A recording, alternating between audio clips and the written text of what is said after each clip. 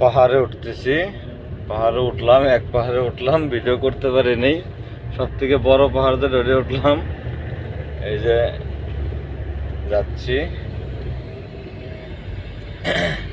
এখন আর একটা পাহাড় নামবো, দেখাচ্ছি। এটা পুরোটাই পাহাড়ের উপরে রেস্টুরেন্টটা। খুবই চমৎকার একটি বলে রিসোর্ট বলে, খুব অসাধারণ।